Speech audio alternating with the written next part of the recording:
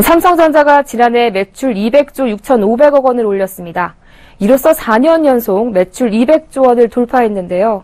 하지만 지난 4분기 영업이익이 5분기 만에 내리막으로 돌아섰고 올해는 세계적으로 IT 전자 사업의 수요가 둔화되면서 지난해와 같은 실적을 유지하기는 쉽지 않을 것으로 보입니다. 앵커 리포트입니다. 삼성전자가 지난해 4분기에 매출 53조 3,200억 원, 영업이익은 6조 1,400억 원을 기록했습니다. 매출은 전분기보다 3.16% 늘었지만 영업이익은 16.92%나 줄었습니다. 삼성전자는 지난 2014년 3분기 영업이익이 5조 밑으로 떨어지면서 바닥을 찍은 이후 4분기 연속 영업이익이 증가세를 보였습니다. 지난해 3분기에는 7조 원이 넘는 영업이익을 올려 어닝 서프라이즈라는 말도 나왔습니다. 하지만 삼성전자의 영업이익은 5분기 만에 다시 감소세로 돌아섰습니다. 사업 부문별로 보면 소비자 가전 부문을 제외하고 반도체, 디스플레이, IT 모바일 부문의 영업이익이 쪼그라들었습니다.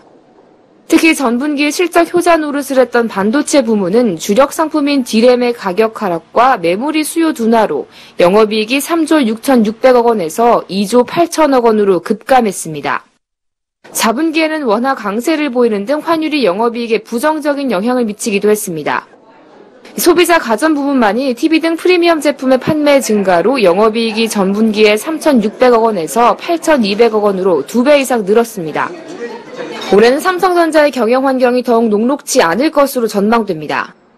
25개 증권사는 삼성전자의 올해 1분기 영업이익이 6조 원 밑으로 떨어질 것으로 보고 있습니다.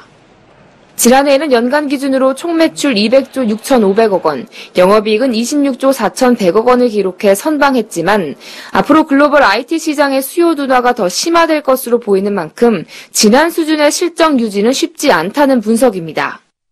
프리미엄 스마트폰 시장이 이미 성숙기에 접어든 가운데 중국의 저가폰 공세까지 더해져 시장의 성장 둔화 속 경쟁은 심화되고 있다는 것도 난제입니다.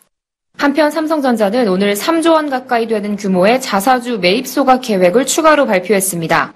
이미 삼성전자는 지난해 10월부터 4조 원이 넘는 자사주를 사들여 소각한 바 있습니다. 삼성전자의 이번 2차 자사주 매입으로 실적 부진에 따른 수급 부담이 완화될 수 있을지 주목됩니다. 서울경제TV 정한입니다.